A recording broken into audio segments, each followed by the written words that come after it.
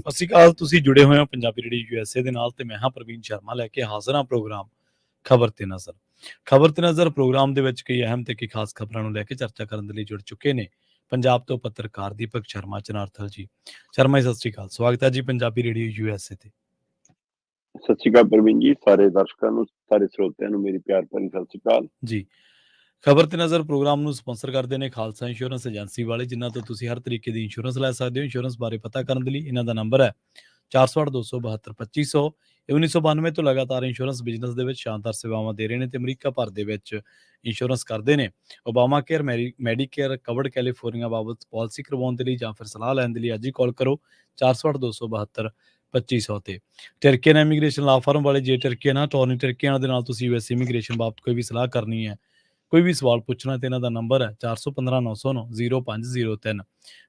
Gurdeep Singh Birdi, ਕਲੋਵੀ, Satnam Singh Shergill, Salma ਵਿਸਲਾ family, ਕਾਬਲ Singh Fresno, Mandeep Singh, Sandeep Kaur ਸੈਨ ਹੋਜ਼ੇ, Gurpal Singh Sacramento ਤੇ ਸਾਬਜੀ ਸੰਸ਼ੋਕਰ ਟਰਲਕ ਤੋਂ।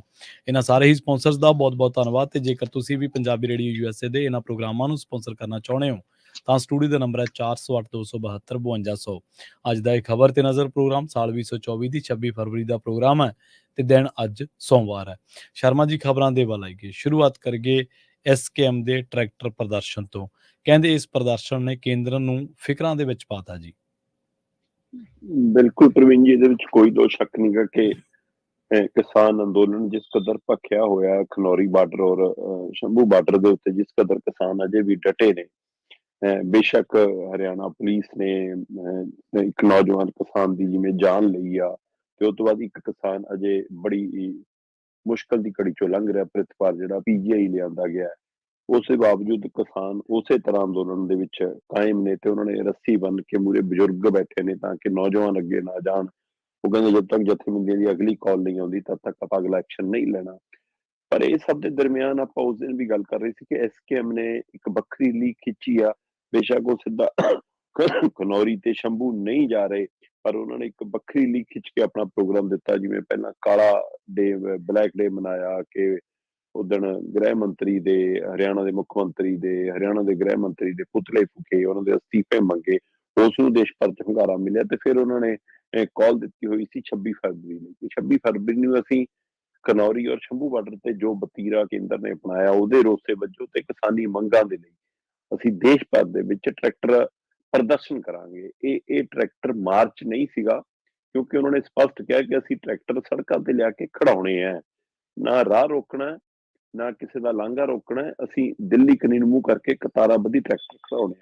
ਸੋ ਉਸ ਸੱਦੇ ਨੂੰ ਦੇਸ਼ ਭਰ ਚ ਭਰਵਾਂ ਹੁੰਗਾਰਾ ਮਿਲਿਆ। ਬਾਰਡਰਾਂ ਦੇ ਉੱਤੇ ਵੀ ਉਹ ਪ੍ਰਦਰਸ਼ਨ ਹੋਇਆ ਤੇ ਪੰਜਾਬ ਦੇ ਹਰ ਸ਼ਹਿਰ ਚ ਲਗਭਗ 100 ਤੋਂ ਵੱਧ ਥਾਵਾਂ ਤੇ ਜੇ ਪ੍ਰਦਰਸ਼ਨ ਦੇਖਣ ਨੂੰ ਮਿਲੇ ਤੇ 40 ਥਾਵਾਂ ਤੇ ਤਾਂ ਕਿਲੋਮੀਟਰਾਂ ਬੱਧੀ ਟਰੈਕਟਰ ਕਤਾਰਾਂ ਚ ਖੜੇ ਸੀ। ਸੋ ਉਹਦਾ ਅਸਰ, ਬਿਲਕੁਲ ਤੁਹਾਡੀ ਗੱਲ ਦਰੁਸਤ ਹੈ ਕਿ ਉਹ ਕੇਂਦਰ ਤੱਕ ਜਾਣਾ, ਕੇਂਦਰ ਨੂੰ ਫਿਕਰ ਪੈਣਾ। ਕਾਰਨ ਉਹਦਾ ਇਹ ਵੀ ਅਹਿਮ ਹੈ ਕਿ ਪੰਜਾਬ 'ਚ ਤਾਂ ਪ੍ਰਦਰਸ਼ਨ ਹੋਇਆ ਹੀ ਹੋਇਆ, ਹਰਿਆਣਾ ਤੇ ਯੂਪੀ 'ਚ ਜਿੱਥੇ ਸਰਕਾਰਾਂ ਚਾਹੁੰਦੀਆਂ ਸੀ ਕਿ ਪ੍ਰਦਰਸ਼ਨ ਨਾ ਹੋਵੇ, ਉੱਥੇ ਵੀ ਉਹਨਾਂ ਦੀਆਂ ਰੋਕਾਂ ਦੇ ਬਾਵਜੂਦ, ਉਹਨਾਂ ਦੀਆਂ ਧਮਕੀਆਂ ਦੇ ਬਾਵਜੂਦ ਇਹ ਸਫਲ ਰਿਹਾ। ਹਰਿਆਣਾ 'ਚੋਂ ਮੈਨੂੰ ਖਬਰਾਂ ਮਿਲ ਰਹੀਆਂ ਸੀਗੀਆਂ ਕਿ ਕੁਝ ਕਿਸਾਨ ਆਗੂਆਂ ਨੂੰ ਘਰੇ ਨਜ਼ਰਬੰਦ ਕੀਤਾ ਗਿਆ, ਕੁਝ ਨੂੰ ਚੱਕ ਲਿਆ ਗਿਆ ਤੇ ਕੁਝ ਦੇ ਘਰਾਂ ਬਾਹਰ ਨੋਟਿਸ ਲਾਏ ਗਏ ਜੀ ਕਿ ਤੁਸੀਂ ਆਪਣੇ ਬਹੀ ਖਾਤੇ ਲੈ ਕੇ ਥਾਣੇ ਆ ਜਾਓ ਜੀ, ਜੇ ਉਹ। ਸੋ ਤੰਗ ਪਰੇਸ਼ਾਨ ਕਰਨ ਦੀਆਂ ਕੋਸ਼ਿਸ਼ਾਂ ਕੀਤੀਆਂ ਗਈਆਂ, ਜਿਹਦੇ ਕਾਰਨ ਕਿਸਾਨ ਖਾਸੇ ਔਖੇ ਸੀ। ਪਰ ਉਹਦੇ ਬਾਵਜੂਦ ਹਰਿਆਣੇ ਦੇ ਵਿੱਚ ਖਾਪ ਪੰਚਾਇਤਾਂ ਬਾਹਰ ਨਿਕਲੀਆਂ, ਜਥੇਬੰਦੀਆਂ ਬਾਹਰ ਨਿਕਲੀਆਂ, ਚਾਹੇ ਉਹ ਪੰਜਾਬੀ ਸਿੱਖ ਭਾਈਚਾਰੇ ਨਾਲ ਸੰਬੰਧਿਤ ਕਿਸਾਨ ਹੈ, ਚਾਹੇ ਖਾਪ ਪੰਚਾਇਤਾਂ ਦੇ ਰੂਪ ਦੇ ਵਿੱਚ ਹਿੰਦੂ ਭਾਈਚਾਰੇ ਦਾ ਕਿਸਾਨ ਹੈ। ਵੱਡੀ ਗਿਣਤੀ 'ਚ ਹਰਿਆਣਾ 'ਚ ਪ੍ਰਦਰਸ਼ਨ ਹੋਏ, ਕੀ ਹਿਸਾਰ, ਕੀ ਸੋਨੀਪਤ, ਕੀ ਪਾਣੀਪਤ, ਕੀ ਝਾਂਸੀ, ਹਰ ਥਾਂ। ਸੋ ਹਰਿਆਣਾ ਦੇ ਵਿੱਚ ਵੱਡਾ ਪ੍ਰਦਰਸ਼ਨ ਹੋਇਆ। ਇਸੇ ਤਰ੍ਹਾਂ ਯੂਪੀ, ਰਾਜਸਥਾਨ ਤੋਂ ਖਬਰਾਂ ਤੇ ਦੇਸ਼ ਦੇ ਹੋਰਨਾਂ ਸੂਬਿਆਂ ਤੋਂ ਵੀ ਖਬਰਾਂ ਆਈਆਂ। ਤੇ ਇੱਧਰ ਖਨੌਰੀ ਔਰ ਸ਼ੰਭੂ ਬਾਰਡਰ ਦੇ ਉੱਤੇ ਕੱਲ WTO ਦੇ ਪੁਤਲੇ ਫੂਕੇ ਗਏ। ਉਹਨਾਂ ਨੇ ਉਸ ਤਰੀਕੇ ਦਾ ਰੋਸ ਵਿਖਾਵਾ ਕੀਤਾ ਕਿਉਂਕਿ ਇੱਕ ਪਾਸੇ ਇਸ ਪਹਿਲੂ ਨੇ ਇਸ ਕਦਰ ਵੀ ਰੋਸਾ ਜ਼ਿਆਦਾ ਪਨ ਗਿਆ ਕਿ ਜਿੱਦਾਂ ਹਰਿਆਣਾ ਦੀ ਪੁਲਿਸ ਨੇ ਵਤੀਰਾ ਕੀਤਾ, ਹਰਿਆਣਾ ਦੇ ਪ੍ਰਸ਼ਾਸਨ ਨੇ ਜੋ ਵਤੀਰਾ ਕੀਤਾ ਸ਼ੁਭ ਕਰਨ ਦੇ ਮਾਮਲੇ ਵਿੱਚ ਅਜੇ ਤੱਕ ਪੋਸਟਮਾਰਟਮ ਨਹੀਂ ਹੋ ਰਿਹਾ, ਕਿਉਂਕਿ ਪੰਜਾਬ ਸਰਕਾਰ ਵੀ ਪੈਰ ਅਜੇ ਤੱਕ ਚੰਗੀ ਤਰ੍ਹਾਂ ਧਰਤੀ ਤੇ ਨਹੀਂ ਲਾ ਰਹੀ, ਦਮ ਨਹੀਂ ਦਿਖਾ ਰਹੀ। ਉਹਨੇ ਬੇਸ਼ੱਕ ਦਮ ਭਰਿਆ ਕਿ ਅਸੀਂ 1 ਕਰੋੜ ਪਰਿਵਾਰ ਨੂੰ ਰਾਹਤ ਰਾਸ਼ੀ ਦੇ ਦਿਆਂਗੇ, ਭੈਣ ਨੂੰ ਨੌਕਰੀ ਦੇ ਦਿਆਂਗੇ, ਪਰ ਤਾਂ ਵੀ ਉਹ ਅਜੇ ਤੱਕ ਕਾਰਵਾਈ ਕਰਦਿਆਂ FIR ਦਰਜ ਕਰਨ ਵਾਲੀ ਭੂਮਿਕਾ 'ਚ ਨਜ਼ਰ ਨਹੀਂ ਆਈ, ਜਿਸ ਕਾਰਨ ਜਥੇਬੰਦੀਆਂ ਦੇ ਰੋਸੇ ਵਜੋਂ ਪੋਸਟਮਾਰਟਮ ਤੇ ਪਰਿਵਾਰ ਅੜਿਆ, ਉਸ ਗੱਲ ਤੇ ਪੋਸਟਮਾਰਟਮ ਨਹੀਂ ਹੋਇਆ। ਦੂਸਰੇ ਪਾਸੇ ਪ੍ਰਿਤਪਾਲ ਦੇ ਮਾਮਲੇ 'ਚ ਵੀ ਸਰਕਾਰ ਤੇ ਦਬਾਅ ਬਣਿਆ ਤੇ ਆਖਰ ਉਸ ਮੁੰਡੇ ਨੂੰ ਰੋਹਤਕ ਤੋਂ ਪੀਜੀਆਈ ਰੈਫਰ ਕਰ ਦਿੱਤਾ ਗਿਆ ਤੇ ਪੀਜੀਆਈ ਹੁਣ ਉਹਦਾ ਇਲਾਜ ਚੱਲ ਰਿਹਾ। ਪਰ ਜਿਸ ਤਰ੍ਹਾਂ ਉਹਨੇ ਆਪਣੀ ਕਹਾਣੀ ਦੱਸੀ ਹੈ ਤਾਂ ਉਹ ਬਹੁਤ ਪੀੜਦਾਇਕ ਆ। ਉਹਦੇ ਕਹਿਣ ਅਨੁਸਾਰ ਉਹਦੇ ਸਿਰ 'ਚ ਡਾਂਗਾਂ ਮਾਰੀਆਂ, ਉਹਦੇ ਲੱਤਾਂ ਤੇ ਡਾਂਗਾਂ ਮਾਰੀਆਂ, ਉਸਨੂੰ ਘੜੀਸਿਆ, ਧੂਇਆ ਤੇ ਫਿਰ ਬੋਰੀ 'ਚ ਪਾਇਆ। ਉਹ ਕਹਿੰਦਾ ਬੋਰੀ 'ਚ ਪਾ ਕੇ ਮੈਨੂੰ ਬੰਨ੍ਹ ਕੇ ਕੁੱਟਿਆ ਤੇ ਹੁਣ ਉਹਦਾ ਜਵਾੜਾ ਟੁੱਟਿਆ ਹੋਇਆ, ਉਹਦੇ ਨੱਕ 'ਚੋਂ, ਮੂੰਹ 'ਚੋਂ, ਅੱਖਾਂ 'ਚੋਂ, ਦੰਦਾਂ 'ਚੋਂ, ਕੰਨਾਂ 'ਚੋਂ ਖੂਨ ਆ ਜਾਂਦਾ ਕਿਸੇ ਵੀ ਸਮੇਂ ਤੇ ਉਹਦੀ ਲੱਤ ਨੂੰ ਪਲਸਤਰ ਹੈ ਤੇ ਉਹ ਉਸ ਸਥਿਤੀ 'ਚ ਵੀ ਨਹੀਂ ਹੈ ਕਿ ਠੀਕ ਹੋ ਪਾਏਗਾ, ਕੋਈ ਜਵਾੜਾ ਜਿਵੇਂ ਟੁੱਟਿਆ। ਤੇ ਇਸ ਲਈ ਉਹ ਤਸ਼ੱਦਦ ਦੇ ਬਿਆਨ ਵਜੋਂ ਜਦੋਂ ਮਾਮਲਾ ਕੋਰਟ 'ਚ ਆਉਂਦਾ ਤੇ ਕੋਰਟ 'ਚ ਮੈਡੀਕਲ ਰਿਪੋਰਟ ਮੰਗੀ ਤੇ ਕੋਰਟ ਕਹਿੰਦਾ ਜੀ, ਕੋਰਟ 'ਚ ਹਰਿਆਣਾ ਕਹਿੰਦਾ ਜੀ ਕਿ ਅਸੀਂ ਤਾਂ ਜੀ ਉਸਨੂੰ ਜ਼ਖਮੀ ਹਾਲਤ 'ਚ ਚੱਕ ਕੇ ਲੈ ਗਏ ਸੀ, ਅਸੀਂ ਤਾਂ ਇਲਾਜ ਕਰਾ ਰਹੇ ਹਾਂ ਉਹਦਾ। ਮਤਲਬ ਹਰਿਆਣਾ ਕਾਰਵਾਈ ਕਰਨ ਦੇ ਬਾਵਜੂਦ ਵੀ ਮੰਨਣ ਲਈ ਤਿਆਰ ਨਹੀਂ ਹੈ। ਇਸ ਲਈ ਪੰਜਾਬ 'ਚ ਇਸ ਮਸਲੇ ਤੇ ਰੋਸਾ ਵਧਿਆ ਤੇ ਉਸ ਰੋਸੇ ਦੇ ਰੂਪ 'ਚ ਕੱਲ ਟਰੈਕਟਰ ਪ੍ਰਦਰਸ਼ਨ ਨੂੰ ਭਰਵਾਂ ਹੁੰਗਾਰਾ ਮਿਲਿਆ। ਬਾਰਡਰਾਂ ਦੇ ਉੱਤੇ ਕਿਸਾਨ ਉਸ ਤਰ੍ਹਾਂ ਡਟੇ ਨੇ, ਉੱਥੇ ਪੁਤਲੇ ਫੂਕੇ ਗਏ WTO ਦੇ। ਸੋ ਇਸ ਤਰ੍ਹਾਂ ਜਿਹੜੀ ਜਥੇਬੰਦੀਆਂ ਨੇ ਦਿੱਲੀ ਕੂਚ ਦੀ ਐਲਾਨ ਕੀਤਾ ਸੀ, ਸੱਦਾ ਦਿੱਤਾ ਸੀ, ਉਹਨਾਂ ਦੇ ਨਾਲ ਹੁਣ SKM ਦਾ ਦੇਸ਼ ਭਰ ਦੇ ਵਿੱਚ ਉੱਠ ਖੜੇ ਹੋਣਾ, ਬੇਸ਼ੱਕ ਸਿੱਧੇ ਰੂਪ 'ਚ ਬਾਰਡਰਾਂ ਤੇ ਨਾ ਹੋਣਾ ਪਰ ਵੱਖਰੇ ਰੂਪ 'ਚ ਖੜੇ ਹੋਣਾ, ਉਸਨੇ ਕੇਂਦਰ ਨੂੰ ਫਿਕਰ 'ਚ ਪਾ ਦਿੱਤਾ ਹੈ। ਤਾਂ ਇਹਦੇ ਵਿੱਚੋਂ ਹੀ ਇੱਕ ਆਸ ਵੀ ਜਾਗਦੀ ਹੈ ਕਿ ਸ਼ਾਇਦ ਫਿਰ ਗੱਲਬਾਤ ਦਾ ਕੋਈ ਰਾਹ ਖੁੱਲੇ। ਪਰ ਜਦੋਂ ਤੱਕ ਪ੍ਰਿਤਪਾਲ ਵਾਲਾ ਮਾਮਲਾ ਔਰ ਸ਼ੁਭਕਰਨ ਵਾਲਾ ਮਾਮਲਾ ਸਰਕਾਰਾਂ ਸਹੀ ਭੂਮਿਕਾ 'ਚ ਨਜ਼ਰ ਨਹੀਂ ਆਉਂਦੀਆਂ, ਸ਼ਾਇਦ ਉਸ ਤੋਂ ਪਹਿਲਾਂ ਗੱਲਬਾਤ ਹੋਣਾ ਮਾਹੌਲ ਨਹੀਂ ਬਣ ਪਾਏਗਾ। ਜੀ ਤੇ ਸ਼ਰਮਾ ਜੀ, ਅਗਲੀ ਖਬਰ ਦੇ ਵੱਲ ਵਧੀਏ ਆਪਾਂ ਤੇ ਗੱਲ ਕਰੀਏ ਸਿੰਘੂ ਟਿਕਰੀ ਬਾਰਡਰਾਂ ਦੀ। ਇੱਥੋਂ ਬੈਰੀਕੇਡ ਹਟਾਏ ਗਏ ਨੇ ਜੀ। ਕਈ ਤਾਂ ਵੀਡੀਓਜ਼ ਦੇ ਵਿੱਚ ਜਿਹੜੀਆਂ ਸੋਸ਼ਲ ਮੀਡੀਆ ਤੇ ਘੁੰਮ ਰਹੀਆਂ ਨੇ, ਉਹਨਾਂ ਦੇ ਵਿੱਚ ਤਾਂ ਇਹ ਵੀ ਦਾਅਵਾ ਕੀਤਾ ਗਿਆ ਸ਼ਰਮਾ ਜੀ ਕਿ ਇਹ ਸ਼ਾਇਦ ਹਰਿਆਣੇ ਦੇ ਵਿੱਚੋਂ ਹਟਾ ਦਿੱਤੇ ਗਏ ਨੇ, ਪਰ ਬਾਅਦ ਦੇ ਵਿੱਚ ਪਤਾ ਲੱਗਿਆ ਕਿ ਇਹ ਤਾਂ ਸਿੰਘੂ ਤੇ ਟਿਕਰੀ ਤੋਂ ਹਟਾਏ ਗਏ ਨੇ ਜੀ। ਇਹਨੂੰ ਹਟਾਉਣ ਦੇ ਮਾਇਨੇ ਕੀ ਨੇ ਜੀ? ਦੇਖੋ ਪ੍ਰਵੀਨ ਜੀ, ਇਹਦੇ ਵਿੱਚ ਕੋਈ ਦੋ ਰਾਏ ਨਹੀਂ ਗੀ ਕਿ 21 ਤਰੀਕ ਨੂੰ ਜੋ ਘਟਨਾਕ੍ਰਮ ਵਾਪਰਿਆ ਸੀਗਾ ਖਨੌਰੀ ਔਰ ਸ਼ੰਭੂ ਬਾਰਡਰ ਦੇ ਉੱਤੇ, ਉਸਨੇ ਦੋਵੇਂ ਪਾਸੇ ਤਣਾਅ ਬਹੁਤ ਵਧਾ ਦਿੱਤਾ ਸੀਗਾ। ਤੇ 21 ਤਰੀਕ ਤੋਂ ਬਾਅਦ ਫਿਰ 23 ਤਰੀਕ ਦੀ ਕਾਲ ਸੀ ਤੇ 23 ਤਰੀਕ ਦੇ ਹਵਾਲੇ ਨਾਲ ਵੀ ਫਿਰ ਇਹਨਾਂ ਕਿਹਾ ਕਿ 29 ਨੂੰ ਅਸੀਂ ਹੁਣ ਫੈਸਲਾ ਕਰਾਂਗੇ। 27 ਜਾਂ 28 ਨੂੰ ਇਹ ਜਥੇਬੰਦੀਆਂ ਪੰਨੂ ਪੰਦੇ ਡੱਲੇਵਾਲ ਹੁਣੀ ਦੁਬਾਰਾ ਮੀਟਿੰਗਾਂ ਕਰਕੇ ਆਪਣਾ ਫੈਸਲਾ ਲੈਣਗੀਆਂ। ਤੇ ਉਸ ਸਭ ਦੇ ਦਰਮਿਆਨ 29 ਤਰੀਕ ਤੱਕ ਦੇ ਹਵਾਲੇ ਨਾਲ ਤੁਸੀਂ ਕਹਿ ਸਕਦੇ ਹੋ ਕਿ ਕੀ ਤੁਹਾਨੂੰ ਇਹ ਲੱਗਦਾ ਕਿ 29 ਤਰੀਕ ਤੱਕ ਦੇ ਹਵਾਲੇ ਨਾਲ ਹਟਾਤਾ ਜਾਂ ਕੋਈ ਆਪਸ ਵਿੱਚ ਕੋਈ ਰਾਬਤਾ ਹੈ? ਉਹਦੇ ਦੋ ਪਹਿਲੂ ਜਿਹੜੇ ਉੱਭਰ ਕੇ ਸਾਹਮਣੇ ਆ ਰਹੇ ਨੇ, ਉਹ ਇਹ ਹੈ ਕਿ ਲੋਕਾਂ ਦੇ ਪੱਖ ਤੋਂ ਸਰਕਾਰ ਦੇ ਉੱਤੇ ਦਬਾਅ ਸੀ, ਅਦਾਲਤ ਤੋਂ ਸਰਕਾਰਾਂ ਨੂੰ ਝਾੜਾਂ ਪੈ ਰਹੀਆਂ ਸੀ ਕਿ ਕਿਸਾਨਾਂ ਨੇ ਤਾਂ ਰਾਹ ਰੋਕਿਆ ਨਹੀਂ, ਰਾਹ ਤਾਂ ਤੁਸੀਂ ਰੋਕਿਆ। ਸੋ ਇਸ ਲਈ ਉਸ ਅਦਾਲਤੀ ਦਬਾਅ ਦੇ ਚੱਲਦਿਆਂ ਕੀ ਸਰਕਾਰ ਨੇ ਇਸ ਲਈ ਰਾਹ ਖੋਲਿਆ ਤਾਂ ਕਿ ਦੋਵੇਂ ਪਾਸੇ ਲੋਕਾਂ ਦਾ ਰੋਸਾ ਨਾ ਚੱਲਣਾ ਪਵੇ। ਇੱਕ ਪਾਸੇ ਕਿਸਾਨਾਂ ਦਾ ਰੋਸਾ, ਇੱਕ ਪਾਸੇ ਆਮ ਲੋਕਾਂ ਦਾ ਰੋਸਾ। ਸੋ ਉਸ ਰੋਸੇ ਨੂੰ ਦੇਖਦਿਆਂ ਹੁਣ ਸਿੰਘੂ ਬਾਰਡਰ ਤੋਂ ਵੀ, ਟਿਕਰੀ ਬਾਰਡਰ ਤੋਂ ਵੀ ਬੈਰੀਕੇਡ ਵੀ ਹਟਾਤੇ, ਕੰਡੇ ਵਾਲੀਆਂ ਤਾਰਾਂ ਵੀ ਪੱਟਤੀਆਂ, ਕਿੱਲਾਂ, ਮੇਖਾਂ, ਸਰੀਏ ਜੋ ਗੱਡੇ ਸੀ ਉਹ ਵੀ ਕੱਢ ਲਏ ਤੇ ਹਰਿਆਣਾ ਦੇ ਅੰਦਰੋਂ ਵੀ ਕੁਝ ਬੈਰੀਕੇਡ ਹਟੇ ਆ ਪ੍ਰਵੀਨ ਜੀ। ਜਿਹੜਾ ਹਰਿਆਣਾ ਦੇ ਅੰਦਰ ਸੀ, ਬੇਸ਼ੱਕ ਖਨੌਰੀ, ਡੱਬ ਵਾਲੀ ਤੇ ਸ਼ੰਭੂ ਬਾਰਡਰ ਦੇ ਉੱਤੇ ਉਸੇ ਤਰ੍ਹਾਂ ਫੋਰਸਾਂ ਤੈਨਾਤ ਨੇ, ਉਸੇ ਤਰ੍ਹਾਂ ਬੈਰੀਕੇਟਿੰਗ ਹੈ, ਉਹ ਸਾਰਾ ਕੁਛ ਉਸੇ ਤਰ੍ਹਾਂ ਹੀ, ਕਿਉਂਕਿ ਉੱਥੇ ਕਿਸਾਨ ਅੰਦੋਲਨ ਚੱਲ ਰਿਹਾ। ਪਰ ਬਾਕੀ ਖਾਸ ਕਰਕੇ ਸਿੰਘੂ ਟਿਕਰੀ ਤੋਂ ਹਟਾਉਣ ਦਾ ਇਹ ਸੁਨੇਹਾ ਦੇਣ ਦੀ ਸਰਕਾਰ ਨੇ ਕੋਸ਼ਿਸ਼ ਕੀਤੀ। ਪਰ ਇਹਦਾ ਇੱਕ ਪਹਿਲੂ ਹੋਰ ਵੀ ਬਚਣ ਦੀ ਗੱਲ ਹੈ। ਉਹ ਪਹਿਲੂ ਇਹ ਕਿ ਕੀ ਸਰਕਾਰ ਇਹ ਤਾਂ ਨਹੀਂ ਦਿਖਾਉਂਦੀ ਕਿ ਲਓ ਅਸੀਂ ਤਾਂ ਬੈਰੀਕੇਡ ਵੀ ਇੱਥੇ ਵਾਲੇ ਹਟਾਤੇ, ਹੁਣ ਆ ਕੇ ਦਿਖਾਓ। ਕਿ ਉਹ ਚੈਲੰਜ ਨਹੀਂ ਕਰ ਰਹੀ, ਕਿ ਉਹ ਭੜਕਾ ਤਾਂ ਨਹੀਂ ਰਹੀ, ਸੋ ਉਹ ਭੜਕਾਹਟ ਪੈਦਾ ਕਰਨ ਵਾਲਾ ਸੁਨੇਹਾ ਤਾਂ ਨਹੀਂ। ਪਰ ਇਹ ਸਭ ਦੇ ਵਿਚਾਲੇ ਸਰਵਣ ਸਿੰਘ ਪੰਧੇਰ ਦਾ ਇੱਕ ਬਿਆਨ ਆਉਂਦਾ ਹੈ, ਉਹ ਬਿਆਨ ਧਿਆਨ ਮੰਗਦਾ ਹੈ। ਸਰਵਣ ਸਿੰਘ ਪੰਧੇਰ ਕਹਿੰਦੇ ਜੀ ਆਹ ਜਿਹੜੇ ਸਿੰਘੂ ਤੋਂ ਟਿਕਰੀ ਤੋਂ ਬੈਰੀਕੇਡ ਹਟਾਏ ਨੇ, ਇਹ ਸਰਕਾਰ ਦਾ ਚੰਗਾ ਫੈਸਲਾ ਹੈ, ਇਸ ਮਾਹੌਲ 'ਚ ਗੱਲਬਾਤ ਹੋ ਸਕਦੀ ਹੈ। ਇਹਦਾ ਮਤਲਬ ਕੀ ਗੱਲਬਾਤ ਪੜਦੇ ਵੱਲੋਂ ਕੋਈ ਚੱਲ ਰਹੀ ਹੈ, ਕਿ ਆਪਸ ਵਿੱਚ ਕੋਈ ਤਾਲਮੇਲ ਹੈ? ਕਿਉਂਕਿ ਜਿਸ ਦਿਨ ਸ਼ੁਭਕਰਨ ਵਾਲਾ ਕਾਂਡ ਵਾਪਰਿਆ, ਉਸ ਬੱਚੇ ਦੀ ਜਾਨ ਗਈ ਹੈ, ਉਸ ਦਿਨ ਵੀ ਲਗਭਗ ਗੱਲਬਾਤ ਸਿਰੇ ਲੱਗ ਗਈ ਸੀ ਕਿ 5ਵੇਂ ਦੌਰ ਦੇ ਲਈ ਬੈਠਣਾ ਸੀ ਇਹਨਾਂ ਨੇ। ਅਫਸਰਸ਼ਾਹੀ ਦੇ ਨਾਲ ਤਾਲਮੇਲ ਕਰਕੇ ਮੁੰਡੇ ਨਾਲ ਰਾਬਤਾ ਚੱਲ ਰਿਹਾ ਸੀ, ਟਵੀਟ ਵੀ ਹੋ ਗਿਆ ਸੀ, ਹੈਨਾ, ਬਿਆਨ ਵੀ ਆ ਗਿਆ ਸੀ ਕਿ ਆਪਾਂ ਗੱਲਬਾਤ ਕਰਾਂਗੇ। ਸੋ ਇਸ ਲਈ ਉਸ ਪੱਖ ਤੋਂ ਵੀ ਜਿਹੜਾ ਉਹਨਾਂ ਦਾ ਬਿਆਨ ਆਉਂਦਾ ਕਿ ਸਰਵਣ ਸਿੰਘ ਪੰਧੇਰ ਹੋਰਾਂ ਦਾ ਕਿ ਹਾਂ ਇਸ ਮਾਹੌਲ 'ਚ ਗੱਲਬਾਤ ਹੋ ਸਕਦੀ ਹੈ, ਇਹ ਗੱਲਬਾਤ ਕਰਨ ਲਈ ਸੁਖਾਵਾਂ ਮਾਹੌਲ ਹੈ। ਇਹਦਾ ਮਤਲਬ ਕਿ ਕੀ ਅੰਦਰ ਖਾਤੇ ਕੋਈ ਗੱਲ ਹੋਈ ਹੈ ਕਿ ਹਾਂ ਅਸੀਂ ਦਿੱਲੀ ਨਹੀਂ ਆਵਾਂਗੇ, ਤੁਸੀਂ ਕੋਈ ਗੱਲ ਨਹੀਂ ਬੈਰੀਕੇਡਿੰਗ ਹਟਾ ਦਿਓ, ਕਿ ਇਹੋ ਜਿਹਾ ਕੋਈ ਭਰੋਸਾ ਦਿੱਤਾ ਜਥੇਬੰਦੀਆਂ ਨੇ? ਜਦੋਂ ਕਿ ਦੂਸਰੇ ਪਾਸੇ ਹੁਣ ਇਹ ਵੀ ਗੱਲ ਹੈ ਕਿ ਐਸਕੇਐਮ ਵਿੱਚ ਹੈ ਹੁਣ, ਬੇਸ਼ੱਕ ਸਿੱਧਾ ਨਹੀਂ ਹੈ ਪਰ ਦੇਸ਼ ਭਰ 'ਚ ਅੰਦੋਲਨ ਤਾਂ ਐਸਕੇਐਮ ਨੇ ਖੜਾ ਕਰ ਲਿਆ। ਉਹਨਾਂ ਨੇ 14 ਮਾਰਚ ਲਈ ਦਿੱਲੀ ਆਉਣ ਦੀ ਵੀ ਕਾਲ ਦਿੱਤੀ ਹੋਈ ਹੈ, ਤੇ ਇਸ ਦੇ ਲਈ ਵੀ ਹੁਣ ਇਹ ਹੈ ਕਿ 5ਵੇਂ ਦੌਰ ਦੀ ਬੈਠਕ ਦੇ ਵਿੱਚ ਕੀ ਇਕੱਲਾ ਕੇਂਦਰ ਦੇ ਮੰਤਰੀ, ਕੇਂਦਰ ਦੇ ਅਫਸਰ, ਪੰਜਾਬ ਸਰਕਾਰ ਤੇ ਇਹ ਦੱਲੇਵਾਲ ਪੰਧੇਰ ਹੋਰਾਂ ਦੀ ਟੀਮ ਹੀ ਬੈਠੇਗੀ ਜਾਂ ਐਸਕੇਐਮ ਦੇ ਲੀਡਰ ਵੀ ਬੈਠਣਗੇ। ਇਸ ਨੂੰ ਲੈ ਕੇ ਵੀ ਸਵਾਲ ਹੈ ਕਿ ਉਹਨਾਂ ਨੂੰ ਵੀ ਸੱਦਾ ਆਏਗਾ ਮੀਟਿੰਗ ਦਾ ਜਾਂ ਨਹੀਂ ਆਏਗਾ।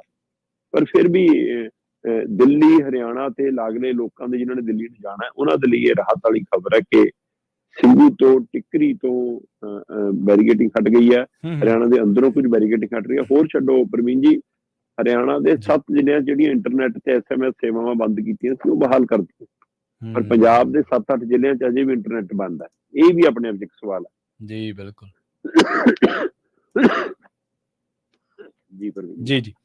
ਤੇ ਪੰਜਾਬ ਦੇ ਵਿੱਚ ਸ਼ਰਮਾ ਜੀ ਸਾਰੇ ਸਿਆਸੀ ਦਲ ਆ ਜਿਹੜੇ ਲੋਕ ਸਭਾ ਚੋਣਾਂ ਨੂੰ ਲੈ ਕੇ ਫਿਕਰਮੰਦੀ 'ਚ ਹੈ, ਨਾ ਕਿਸੇ ਨੂੰ ਇਹ ਸਮਝ ਆ ਰਹੀ ਹੈ ਵੀ ਸਾਡੀ ਵੇਵ ਹੈ, ਨਾ ਹੀ ਸਮਝ ਆ ਰਹੀ ਹੈ ਵੀ ਐਂਟੀ ਇਨਕੰਬੈਂਸੀ ਕਿੰਨੀ ਕੁ ਹੈ, ਨਾ ਹੀ ਇਹ ਸਮਝ ਆ ਰਹੀ ਹੈ ਵੀ ਵੋਟਾਂ ਪੈਣਗੀਆਂ ਕਿਹਨੂੰ, ਕਿਹੜਾ ਮੁਲਾਜ਼ਮ ਕਿੱਧਰ ਹੈ, ਕਿਸਾਨ ਕਿੱਧਰ ਹੈ, ਬੇਰੁਜ਼ਗਾਰ ਕਿੱਧਰ ਹੈ, ਕੋਈ ਰੋਲ ਘਚੋਲਾ ਜਿਹਾ ਬਹੁਤ ਜ਼ਿਆਦਾ ਜੀ। ਇਹਦੇ ਵਿੱਚ ਕੋਈ ਦੋ ਰਾਏ ਨਹੀਂ ਪ੍ਰਵੀਨ ਜੀ ਕਿ ਬਿਲਕੁਲ ਚੋਣਾਂ ਸਿਰ ਤੇ ਨੇ, ਔਰ ਕਿਸੇ ਵੀ ਸਮੇਂ ਪਹਿਲੇ ਹਫ਼ਤੇ 'ਚ ਮਾਰਚ ਦੇ ਵਿੱਚ ਚੋਣ ਜਾਬਤਾ ਲੱਗ ਸਕਦਾ ਹੈ। ਸੋ ਇਸ ਲਈ ਚੋਣ ਜਾਬਤਾ ਲੱਗਣ ਦਾ ਮਤਲਬ ਹੁੰਦਾ ਕਿ ਚੋਣਾਂ ਡਿਕਲੇਅਰ ਹੋ ਜਾਣੀਆਂ, ਔਰ ਮਾਰਚ 'ਚ ਚੋਣਾਂ ਡਿਕਲੇਅਰ ਹੋਣ ਦਾ ਮਤਲਬ ਅਪ੍ਰੈਲ ਦੇ ਵਿੱਚ ਵੋਟਾਂ ਪੈ ਜਾਣੀਆਂ ਹੈ ਨਾ, ਅਪ੍ਰੈਲ ਮਈ 'ਚ। ਸੋ ਉਸ ਹਵਾਲੇ ਨਾਲ ਪੰਜਾਬ ਦੇ ਅੰਦਰ ਬਿਲਕੁਲ ਵੀ ਅਜੇ ਚੁਣਾਵੀ ਮਾਹੌਲ ਨਹੀਂ ਬਣ ਰਿਹਾ, ਖਾਸ ਕਰਕੇ ਇਸ ਦਾ ਮੁੱਖ ਆਧਾਰ ਕਿਸਾਨ ਅੰਦੋਲਨ ਹੀ ਹੈ। ਤੇ ਕਿਸਾਨ ਅੰਦੋਲਨ ਕਰਕੇ ਕੋਈ ਵੀ ਪਾਰਟੀ ਇਹ ਸਮਝ ਨਹੀਂ ਪਾ ਰਹੀ। ਅਕਾਲੀ ਦਲ ਆਪਣੇ ਆਪ ਨੂੰ ਕਿਸਾਨਾਂ ਦੀ ਪਾਰਟੀ ਮੁੜ ਸਾਬਤ ਕਰਨ ਦੀ ਕੋਸ਼ਿਸ਼ ਕਰਦੀ ਹੈ। ਹਰਸਿਮਰਤ ਕੌਰ ਬਾਦਲ ਉਹ ਉਦਘਾਟਨ ਦੇ ਮੌਕੇ ਜਦੋਂ ਵਰਚੁਅਲ ਉਦਘਾਟਨ ਮੋਦੀ ਨੇ ਕਰਨਾ ਸੀ ਤਾਂ ਉਹ ਸਟੇਜ ਤੋਂ ਕਿਸਾਨਾਂ ਦੀ ਗੱਲ ਕਰਦੀ ਹੈ ਤੇ ਥੱਲੇ ਮੋਦੀ ਜਿੰਦਾਬਾਦ ਦੇ ਨਾਅਰੇ ਲੱਗਣ ਲੱਗ ਜਾਂਦੇ ਨੇ। ਸੋ ਇਸ ਤਰ੍ਹਾਂ ਦਾ ਮਾਹੌਲ ਬਣਦਾ ਤੇ ਇਹ ਉਸ ਸਮੇਂ ਸਾਰੇ ਇਹ ਵੀ ਸਵਾਲ ਕਰਦੇ ਆ ਕਿ ਬੀਬੀ ਅੱਜ ਤੈਨੂੰ ਕਿਸਾਨਾਂ ਦਾ ਫਿਕਰ ਹੈ, ਜੇਕਰ ਤੁਸੀਂ ਬੀਜੇਪੀ ਨੂੰ ਪੰਜਾਬ 'ਚ ਲੈ ਕੇ ਨਾ ਆਉਂਦੇ ਤਾਂ ਦਿਨੇ ਨਾ ਦੇਖਣੇ ਪੈਂਦੇ। ਇਹ ਵੀ ਸਵਾਲ ਆਉਂਦਾ। ਇੱਕ ਭਾਜਪਾ ਦੇ ਪੰਜਾਬ 'ਚ ਪੈਰ ਲਾਉਣ ਵਾਲੇ ਵੀ ਤੁਸੀਂ ਹੋ, ਪਰ ਅਕਾਲੀ ਦਲ ਨੂੰ ਹੁਣ ਵੀ ਇਹ ਸਭ ਦੇ ਬਾਵਜੂਦ ਵੀ ਇਹ ਨਹੀਂ ਸਮਝ ਆ ਰਿਹਾ ਕਿ ਕੀ ਅਸੀਂ ਕਿਸਾਨਾਂ ਦੇ ਨਾਲ ਖੁੱਲ੍ਹ ਕੇ ਜਾਈਏ, ਨਾ ਜਾਈਏ, ਜਾਂ ਕਿਉਂਕਿ ਅਕਾਲੀ ਦਲ ਤੇ ਆਮ ਆਦਮੀ ਪਾਰਟੀ ਇਹ ਸਰਕਾਰ ਦੇ ਖਿਲਾਫ ਤਾਂ ਬੋਲ ਲੈਂਦੇ ਨੇ। ਹਾਂਜੀ। ਭਾਜਪਾ ਦੇ ਲੀਡਰ ਵੀ, ਜਾਖੜ ਤੇ ਕੈਪਟਨ ਵੀ ਹਰਿਆਣਾ ਸਰਕਾਰ ਖਿਲਾਫ ਤਾਂ ਬੋਲ ਰਹੇ ਨੇ, ਪਰ ਕੇਂਦਰ ਨੂੰ ਸਵਾਲ ਕਰਨੋਂ ਡਰਦੇ ਨੇ। ਜੀ ਬਿਲਕੁਲ। ਸੋ ਤਿੰਨੇ ਧਿਰਾਂ ਸਿੱਧੇ ਰੂਪ ਦੇ ਵਿੱਚ ਆਮ ਆਦਮੀ ਪਾਰਟੀ ਵੀ ਤੇ ਭਾਜਪਾ ਵੀ ਤੇ ਅਕਾਲੀ ਦਲ ਵੀ ਇਹ ਹਰਿਆਣਾ ਤੱਕ ਦਾ ਟਾਰਗੇਟ ਕਰਦੇ ਨੇ। ਤੇ ਪਰ ਕਾਂਗਰਸ ਇਹਦੇ ਨਾਲੋਂ ਵੀ ਮਤਲਬ ਕਾਂਗਰਸ ਦਿੱਲੀ ਨੂੰ ਗੱਲ ਕਰਕੇ ਵੀ, ਕੇਂਦਰ ਨੂੰ ਸਵਾਲ ਕਰਕੇ ਵੀ ਲੋਕਾਂ ਦਾ ਮਨ ਨਹੀਂ ਜਿੱਤ ਪਾ ਰਹੀ। ਸੋ ਇਸ ਲਈ ਕਿਸੇ ਨੂੰ ਵੀ ਸਮਝ ਨਹੀਂ ਆ ਰਿਹਾ ਕਿ ਸਾਡੇ ਪੈਰ ਲੱਗਣਗੇ ਜਾਂ ਨਹੀਂ ਲੱਗਣਗੇ, ਕਿਉਂਕਿ ਪੰਜਾਬ 'ਚ ਜਿਹੋ ਜਿਹਾ ਮਾਹੌਲ ਹੈ, ਸੁਨੀਲ ਜਾਖੜ ਆਪਣੇ ਆਪ ਨੂੰ ਫਸਿਆ ਹੋਇਆ ਮਹਿਸੂਸ ਕਰ ਰਹੇ ਨੇ ਕਿ ਮੈਂ ਕਿਸਾਨਾਂ ਦਾ ਹਤੈਸ਼ੀ ਚਿਹਰਾ ਬਣ ਕੇ ਇੱਧਰ ਆਇਆ ਸੀ, ਮੈਂ ਪੇਂਡੂ ਚਿਹਰਾ ਬਣ ਕੇ ਆਇਆ ਸੀ ਤੇ ਮੈਨੂੰ ਲੱਗਿਆ ਸੀ ਕਿ ਉਹ ਪਿਛਲੇ ਅੰਦੋਲਨ ਤੋਂ ਬਾਅਦ ਵਾਲੀ ਮੈਂ ਨਵੀਂ ਵੇਵ ਬਣਾ ਲੂੰਗਾ। ਸੋ ਹੁਣ ਮੇਰੇ ਲਈ ਮੁਸ਼ਕਲ ਹੋ ਗਈ, ਜਿਹੜੇ ਪੁਰਾਣੇ ਭਾਜਪਾਈ ਨੇ ਉਹ ਮੇਰੇ ਤੇ ਹੱਸਦੇ ਨੇ ਤੇ ਮੈਂ ਹੁਣ ਪੰਜਾਬ ਦੇ ਹੱਕ 'ਚ ਕਿਵੇਂ ਕੇਂਦਰ ਨੂੰ ਸਵਾਲ ਕਰਾਂ। ਇੱਧਰ ਅਕਾਲੀ ਦਲ ਜਿਹੜਾ ਗੱਠਜੋੜ ਦੇ ਵਿੱਚ ਬਿਲਕੁਲ ਵਾਪਸ ਜਾਣ ਲਈ ਤਿਆਰ ਸੀ, ਉਸ ਨੂੰ ਸਮਝ ਨਹੀਂ ਆ ਰਿਹਾ ਕਿ ਹੁਣ ਅਸੀਂ ਕਿਵੇਂ ਕਰੀਏ। ਜੇ ਕਿਸਾਨਾਂ ਦੇ ਹੱਕ 'ਚ ਨਹੀਂ ਬੋਲਦੇ ਤਾਂ ਪਿੰਡਾਂ 'ਚੋਂ ਬਾਹਰ ਹੁੰਦੇ ਆ, ਤੇ ਜੇ ਭਾਜਪਾ ਦੇ ਨਾਲ ਨਹੀਂ ਜਾਂਦੇ ਤਾਂ ਫਿਰ ਸੱਤਾ ਤੋਂ ਦੂਰ ਹੁੰਦੇ ਆ। ਇਸ ਲਈ ਉਹ ਦੁਵਿਧਾ 'ਚ ਹੈ। ਆਮ ਆਦਮੀ ਪਾਰਟੀ ਜਿਹੜੀ ਸ਼ੁਰੂ 'ਚ ਡਟ ਕੇ ਦਿਖਾਉਣ ਦੀ ਕੋਸ਼ਿਸ਼ ਕਰ ਰਹੀ ਸੀ ਕਿ ਕਿਸਾਨਾਂ ਦੇ ਨਾਲ ਹੈ ਜੀ, ਅਸੀਂ ਕਾਰਵਾਈ ਕਰਾਂਗੇ ਜੀ, ਅਸੀਂ ਵਿਚੋਲਗੀ ਕਰ ਰਹੇ ਹਾਂ ਜੀ, ਅਸੀਂ ਮੀਟਿੰਗਾਂ 'ਚ ਆ, ਜਦੋਂ ਆਹ ਦੋ ਘਟਨਾਵਾਂ ਨੇ ਉਹਦਾ ਚਿਹਰਾ ਬੇਨਕਾਬ ਕਰਤਾ ਪ੍ਰਿਤਪਾਲ ਔਰ ਸ਼ੁਭ ਕਰਨ ਵਾਲੇ ਮਾਮਲੇ ਦੇ ਵਿੱਚ। ਤੇ ਜਿਸ ਕਦਰ ਉਹ ਭਗੌੜੀ ਹੋਈ ਆ ਹੈ ਨਾ, ਮੈਦਾਨ 'ਚੋਂ ਭੱਜੀ ਆ, ਉਸ ਨੇ ਕਿਸਾਨਾਂ ਦਾ ਉਹਨਾਂ ਪ੍ਰਤੀ ਰੋਸਾ ਵੱਧ ਗਿਆ, ਪਿੰਡਾਂ 'ਚ ਉਹਨਾਂ ਪ੍ਰਤੀ ਰੋਸਾ ਵੱਧ ਗਿਆ। ਇਸ ਲਈ ਕਾਂਗਰਸ ਕਿਤੇ ਨਜ਼ਰ ਵੀ ਨਹੀਂ ਆਉਂਦੀ ਕਿਸਾਨਾਂ ਦੀ ਗੱਲ ਕਰਕੇ ਵੀ, ਪ੍ਰਦਰਸ਼ਨ ਕਰਕੇ ਵੀ, ਅਜੇ ਵੀ ਉਸ ਦੇ ਪੈਰ ਨਹੀਂ ਲੱਗ ਪਾ ਰਹੇ। ਉਹ ਆਪਣੀ ਮੁਸ਼ਕਲ 'ਚ ਫਸੀ ਹੈ ਤੇ ਲੋਕਾਂ ਲਈ ਵੀ ਹਾਸੋਹੀਣੀ ਸਥਿਤੀ ਬਣਦੀ ਜਾ ਰਹੀ ਹੈ ਕਿ ਤੁਸੀਂ ਕਹਿੰਦੇ ਹੋ ਜੀ ਪੰਜਾਬ 'ਚ ਆਪ ਤੇ ਕਾਂਗਰਸ ਅੱਡੋ ਅੱਡ ਲੜੂਗੀ, ਬਾਕੀ ਥਾਵਾਂ ਤੇ ਸਾਡਾ ਉਹ ਸਮਝੌਤਾ। ਸੋ ਇਹ ਵੀ ਲੋਕਾਂ ਨੂੰ ਹੈ ਕਿ ਮੂਰਖ ਸਮਝਦੇ ਹੋ ਲੋਕਾਂ ਨੂੰ, ਤੁਸੀਂ ਸਮਝੌਤਾ ਕੀਤਾ ਹੋਇਆ ਤੇ ਇੱਥੇ ਤੁਸੀਂ ਅੱਡੋ ਅੱਡ ਲੜੋਗੇ। ਸੋ ਇਸ ਲਈ ਕੁੱਲ ਮਿਲਾ ਕੇ ਪੰਜਾਬ ਦੀ ਕੋਈ ਵੀ ਰਾਜਨੀਤਿਕ ਧਿਰ ਪੰਜਾਬ ਦੇ ਅੰਦਰ ਹੋਣ ਵਾਲੀਆਂ ਲੋਕ ਸਭਾ ਚੋਣਾਂ ਨੂੰ ਧਿਆਨ 'ਚ ਲੱਗਦਿਆਂ ਅਜੇ ਆਪਣੇ ਆਪ ਨੂੰ ਪੈਰਾਂ ਸਿਰ ਨਹੀਂ ਸਮਝ ਰਹੀ ਤੇ ਸਾਰਿਆਂ ਦੇ ਪੈਰ ਉਖੜੇ ਹੋਏ ਨੇ। ਤੇ ਆਉਣ ਵਾਲੇ ਸਮੇਂ ਤੱਕ ਜੇਕਰ ਇਹ ਅੰਦੋਲਨ ਕਿਸੇ ਤਣ ਪੱਤਰ ਨਾ ਲੱਗਿਆ ਤਾਂ ਇਹਨਾਂ ਸਾਰਿਆਂ ਦੀ ਦੁਵਿਧਾ ਬਣੀ ਰਹੂਗੀ, ਪਰ ਵੋਟਰ ਨੇ ਕਿਸੇ ਨੂੰ ਤਾਂ ਵੋਟ ਪਾਉਣੀ ਆ ਪ੍ਰਵੀਨ ਜੀ। ਸੋ ਇਸ ਲਈ ਅਜੇ ਕਿਸੇ ਨੂੰ ਸਪਸ਼ਟ ਨਹੀਂਗਾ, ਸਾਰੇ ਆਪੋ ਆਪਣੇ ਹਿੱਲੇ ਵਸੀਲੇ ਲਾ ਕੇ ਦੇਖ ਰਹੇ ਨੇ ਕਿ ਕਿੱਧਰ ਨੂੰ ਜਾਣੀ ਸਥਿਤੀ। ਹੂੰ। ਪਰ ਬਿਲਕੁਲ ਤੁਹਾਡੀ ਗੱਲ ਦਰੁਸਤ ਹੈ ਕਿ ਸਾਰਿਆਂ ਲਈ ਫਿਕਰਮੰਦੀ ਬਣੀ ਹੋਈ ਜੀ, ਜੀ। ਹੈ। ਸ਼ਰਮਾ ਜੀ, ਅਗਲੀ ਖਬਰ ਦੇ ਵੱਲ ਵਧੀਏ, ਗੱਲ ਕਰੀਏ ਕੇਜਰੀਵਾਲ ਦੀ। ਸਿਆਸੀ ਸਫਾਂ ਦੇ ਵਿੱਚ ਕੇਜਰੀਵਾਲ ਦੇ ਬਾਰੇ ਖਾਸੀ ਚਰਚਾ ਹੈ ਜੀ। ਕੇਜਰੀਵਾਲ ਨੂੰ ਜਿਹੜੇ ਸਾਹਮਣ ਆ ਰਹੇ ਨੇ ਈਡੀ ਦੇ, ਤੇ ਕੀ ਛੇਤੀ ਗ੍ਰਿਫਤਾਰ ਹੋ ਸਕਦੇ ਨੇ ਕੇਜਰੀਵਾਲ? ਇਹ ਵੀ ਸਵਾਲ ਕਾਫੀ ਘੁੰਮ ਰਿਹਾ ਸਿਆਸੀ ਸਫਾਂ ਦੇ ਵਿੱਚ। ਵੀ ਜੀ ਅਰਵਿੰਦ ਕੇਜਰੀਵਾਲ ਖੁਦ ਨੂੰ ਮੋਦੀ ਦੇ ਬਰਾਬਰ ਦਾ ਚਿਹਰਾ ਵੀ ਸਾਬਤ ਕਰਨਾ ਚਾਹੁੰਦੇ ਨੇ ਤੇ ਅੰਦਰ ਜਾਣੋਂ ਵੀ ਸ਼ਾਇਦ ਡਰਦੇ ਨੇ।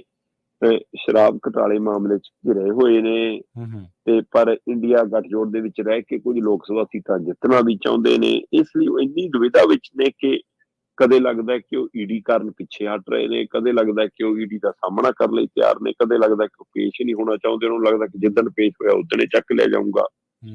ਸੋ 7ਵਾਂ ਸੰਮਣ ਵੀ ਜਦੋਂ ਆਉਂਦਾ ਹੈ ਤੇ 7ਵੇਂ ਸੰਮਣ ਦੇ ਹਵਾਲੇ ਨਾਲ ਗੱਲ ਫੇਰ ਇੱਕ ਵਾਰ ਤੁਰਦੀ ਹੈ ਕਿ ਕੀ ਹੁਣ ਗ੍ਰਿਫਤਾਰੀ ਹੋਏਗੀ। ਕਿਉਂਕਿ ਪ੍ਰਵੀਨ ਜੀ ਜਦੋਂ ਇਹ ਖਬਰ ਬਾਹਰ ਆਈ ਸੀ ਕਿ ਇੰਡੀਆ ਗੱਠਜੋੜ ਚੋਂ ਲਗਭਗ ਕੇਜਰੀਵਾਲ ਬਾਹਰ ਆ ਗਏ, ਉਹਨੇ ਕਹਿਤਾ ਕਿ ਅਸੀਂ ਤਾਂ ਇਕੱਲਿਆਂ ਲੜਾਂਗੇ। ਖਾਸ ਕਰ ਜਦੋਂ ਪੰਜਾਬ ਵਾਲਾ ਹਵਾਲਾ ਆ ਗਿਆ ਤਾਂ ਲੱਗਿਆ ਕਿ ਜੇ ਪੰਜਾਬ 'ਚ ਅੱਡ ਹੋ ਗਏ ਤਾਂ ਇਹਦਾ ਮਤਲਬ ਅੱਡੇ ਨੇ ਫਿਰ ਉਹ ਹੈ ਕਿੱਥੇ।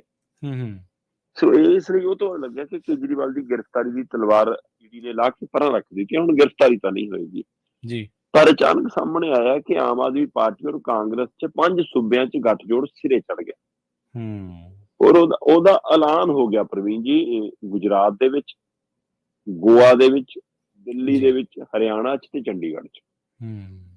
ਚੰਡੀਗੜ੍ਹ 'ਚ ਇੱਕ ਸੀਟ ਹੈ, ਇੱਕੋ ਸੀਟ ਦੇ ਉੱਤੇ ਕਹਿੰਦੇ ਜੀ ਕਾਂਗਰਸ ਲੜੇਗੀ।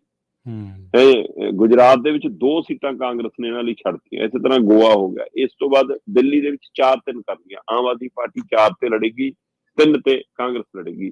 ਹਰਿਆਣੇ 'ਚ ਬੇਮੇਲ ਗੱਠਜੋੜ ਹੈ ਜੀ, 10 ਸੀਟਾਂ ਨੇ, 9 ਤੇ ਕਾਂਗਰਸ ਲੜੇਗੀ, 1 ਤੇ ਸਿਰਫ ਇਹਨਾਂ ਨੇ ਲੜਨਾ ਆਪ ਨੇ। ਸੋ ਇਸ ਤਰ੍ਹਾਂ ਮਤਲਬ ਕਿ ਗੱਠਜੋੜ ਤਾਂ ਹੋ ਹੀ ਗਿਆ ਨਾ, ਚਾਹੇ 9-1 ਦਾ, ਚਾਹੇ 4-3 ਦਾ, ਚਾਹੇ ਇਕੱਲੀ ਚੰਡੀਗੜ੍ਹ ਦੀ ਸੀਟ ਛੱਡ ਕੇ ਆ। ਸੋ ਇਸ ਲਈ 5 ਸੂਬਿਆਂ ਦੇ ਗੱਠਜੋੜ ਨੇ ਕੇਜਰੀਵਾਲ ਨੂੰ ਫਿਰ ਗ੍ਰਿਫਤਾਰੀ ਦੇ ਨੇੜੇ ਲਿਆਂਦਾ। ਤੇ ਭਾਜਪਾ ਦੀ ਜਿਹੜੀ ਮਨਸ਼ਾ ਸੀ ਕਿ ਅਰਵਿੰਦ ਕੇਜਰੀਵਾਲ ਜਾਂ ਆਮ ਆਦਮੀ ਪਾਰਟੀ ਲੋਕ ਸਭਾ ਚੋਣਾਂ ਕੱਲਿਆਂ ਲੜੇ ਤੇ ਤਾਂ ਉਹਨੂੰ ਫਾਇਦਾ ਹੁੰਦਾ ਕਿ ਸਾਡੀ ਵਿਰੋਧੀ ਵੋਟ ਵੰਡੀ ਜਾਵੇ। ਸੋ ਜੇ ਹੁਣ ਕੇਜਰੀਵਾਲ ਉਸ ਭੂਮਿਕਾ 'ਚ ਨਹੀਂ ਆਉਂਦੇ ਤਾਂ ਫਿਰ ਗ੍ਰਿਫਤਾਰੀ ਦਾ ਖਤਰਾ ਤਾਂ ਉਹਨਾਂ ਨੂੰ ਖੜਾ ਹੈ। ਸੋ ਇਸ ਲਈ ਇਹ ਗੱਠਜੋੜ ਦੇ ਰੂਪ ਦੇ ਵਿੱਚ ਬੇਸ਼ੱਕ ਆਪਾਂ ਇਹ ਗੱਲ ਬਹੁਤ ਪਹਿਲਾਂ ਸਪਸ਼ਟ ਕਰ ਚੁੱਕੇ ਸੀ ਕਿ ਏਦਾਂ ਦਾ ਗੱਠਜੋੜ ਤੈਅ ਹੋ ਗਿਆ ਔਰ ਬਿਲਕੁਲ ਹੂਬਹੂ ਉਸੇ ਤਰ੍ਹਾਂ ਹੋਇਆ। ਹਾਂ, ਆਪਾਂ ਗੱਲ ਕਰ ਰਹੇ ਸੀ ਕਿ ਗੁੜਗਾਉਂ ਜਾਂ ਫਰੀਦਾਬਾਦ ਸੀਟ ਭਾਲਦੀ ਹੈ ਕੇਜਰੀਵਾਲ ਦੀ ਟੀਮ, ਪਰ ਉਹ ਨਹੀਂ ਮਿਲੀ। ਕੁਰਕਸ਼ੇਤਰ ਸੀਟ ਮਿਲੀ ਹੈ ਹਰਿਆਣੇ 'ਚ ਉਹਨਾਂ ਨੂੰ, ਪਰ ਤਾਂ ਵੀ 9-1 ਦਾ ਔਰ ਦਿੱਲੀ 'ਚ 4-3 ਦਾ ਗੱਠਜੋੜ ਹੋ ਗਿਆ। ਸੋ ਇਸ ਸਥਿਤੀ ਦੇ ਵਿੱਚ ਕੇਜਰੀਵਾਲ ਦੇ ਲਈ ਗ੍ਰਿਫਤਾਰੀ ਦਾ ਡਰ ਵੱਧ ਗਿਆ ਜੀ। ਬੇਸ਼ੱਕ ਦੇਸ਼ ਚਾਹੁੰਦਾ ਹੈ ਕਿ ਸ਼ਰਾਬ ਘੁਟਾਲੇ ਮਾਮਲੇ 'ਚ ਸੱਚ ਸਾਹਮਣੇ ਆਵੇ, ਹੈ ਨਾ, ਪਰ ਜਿਸ ਕਦਰ ਈਡੀ ਦਾ ਵਿਵਹਾਰ ਹੈ ਉਹ ਲੱਗਦਾ ਕਿ ਸ਼ਰਾਬ ਘੁਟਾਲੇ ਨਾਲੋਂ ਵੱਧ ਭਾਜਪਾ ਦਾ ਕੰਮ ਵੱਧ ਸੌਖਾ ਕਰਨਾ ਚਾਹੁੰਦੀ ਹੈ। ਸੋ ਉਸ ਹਵਾਲੇ ਨਾਲ ਕੇਜਰੀਵਾਲ ਦੀ ਟੀਮ ਨੇ ਮੀਟਿੰਗ ਕੀਤੀ ਹੈ ਦੁਬਾਰਾ ਫੇਰ, ਤੇ ਉਹ ਇਸ ਮਨਸ਼ਾ ਨੂੰ ਵਿਚਾਰ ਰਹੇ ਨੇ ਕਿ ਜੇਕਰ ਗ੍ਰਿਫਤਾਰੀ ਹੋ ਜਾਂਦੀ ਹੈ ਤਾਂ ਕੀ। ਕਿਉਂਕਿ 7ਵੇਂ ਸੰਮਣ ਤੇ ਵੀ ਉਹ ਪੇਸ਼ ਨਹੀਂ ਹੋਏ। ਉਹਨਾਂ ਦਾ ਹਵਾਲਾ ਵੀ ਸਹੀ ਹੈ। ਉਹ ਕਹਿੰਦੇ ਕਿ ਜਦੋਂ ਈਡੀ ਅਦਾਲਤ ਚਲੀ ਗਈ ਤਾਂ ਅਦਾਲਤ ਦਾ ਫੈਸਲਾ ਤਾਂ ਡੀਕ ਲਓ। 16 ਮਾਰਚ ਨੂੰ ਅਦਾਲਤ 'ਚ ਸੁਣਵਾਈ ਹੈ ਉਸ ਮਸਲੇ ਤੇ, ਉਹ ਤੋਂ ਬਾਅਦ ਤੁਸੀਂ ਸੰਮਣ ਦੇ ਲਿਓ। ਸੋ ਪਰ ਇੱਧਰ ਅਗਲੇ ਕਹਿੰਦੇ ਕਿ ਹੁਣ ਕੀ 8ਵਾਂ ਸੰਮਣ ਹੋਣਾ ਜਾਂ ਵਾਰੰਟ ਆਉਣਾ ਜਾਂ ਉਹ ਤੋਂ ਪਹਿਲਾਂ ਹੀ ਗ੍ਰਿਫਤਾਰੀ ਹੋ ਜਾਣੀ ਹੈ। ਕਿਉਂਕਿ ਜੇ ਜਦ ਤੱਕ 16 ਮਾਰਚ ਆਉਣੀ ਹੈ ਤਦ ਤੱਕ ਤਾਂ ਸ਼ਾਇਦ ਚੋਣ ਜ਼ਾਬਤਾ ਵੀ ਲੱਗ ਜਾਣਾ ਜੀ। ਸੋ ਇਹ ਸਾਰਿਆਂ ਦੇ ਉੱਤੇ ਵੀ ਸਭ ਦੀ ਨਜ਼ਰ ਹੈ ਤੇ ਕੇਜਰੀਵਾਲ ਦੀ ਗ੍ਰਿਫਤਾਰੀ ਦੀ ਸੰਭਾਵਨਾਵਾਂ ਕਾਫੀ ਵੱਧ ਗਈਆਂ ਨੇ ਕਿਉਂਕਿ ਉਹ ਇੰਡੀਆ ਗੱਠਜੋੜ ਦੇ ਵਿੱਚ ਲਗਭਗ ਪੂਰਨ ਰੂਪ 'ਚ ਆ ਗਏ ਜੀ। ਸ਼ਰਮਾ ਜੀ, ਇਹਨਾਂ ਖਾਸ ਖਬਰਾਂ ਤੇ ਖਾਸ ਜਾਣਕਾਰੀਆਂ ਦੇ ਲਈ ਤੁਹਾਡਾ ਬਹੁਤ ਬਹੁਤ ਧੰਨਵਾਦ। ਮਾਫੀ ਪ੍ਰਵੀਨ ਜੀ, ਸਿਹਤ ਠੀਕ ਨਾ ਹੋਣ ਕਾਰਨ ਆਪਾਂ ਚੰਗੀ ਤਰ੍ਹਾਂ ਗੱਲ ਨਹੀਂ ਕਰ ਪਾ ਰਹੇ ਸੀ। ਮਾਫੀ ਜੀ। ਕੋਈ ਗੱਲ ਨਹੀਂ ਸ਼ਰਮਾ ਜੀ, ਆਪਣੀ ਸਿਹਤ ਦਾ ਖਿਆਲ ਰੱਖੋ ਜੀ। ਆਪਾਂ ਅਗਲੀ ਵਾਰ ਮਿਲਦੇ ਹਾਂ ਜੀ। ਬਹੁਤ ਧੰਨਵਾਦ। ਬਹੁਤ ਧੰਨਵਾਦ। ਸਤਿ ਸ਼੍ਰੀ ਅਕਾਲ। ਸੋ ਪ੍ਰੋਗਰਾਮ ਖਬਰ ਤੇ ਨਜ਼ਰ ਨੂੰ ਆਪਾਂ ਇੱਥੇ ਹੀ ਸਮਾਪਤ ਕਰਾਂਗੇ। ਤੁਹਾਡਾ ਸਾਰਿਆਂ ਦਾ ਵੀ ਬਹੁਤ ਧੰਨਵਾਦ। ਸਤਿ ਸ਼੍ਰੀ ਅਕਾਲ। ਜੁੜੇ ਰਹੋ ਪੰਜਾਬੀ ਰੇਡੀਓ USA ਦੇ ਨਾਲ।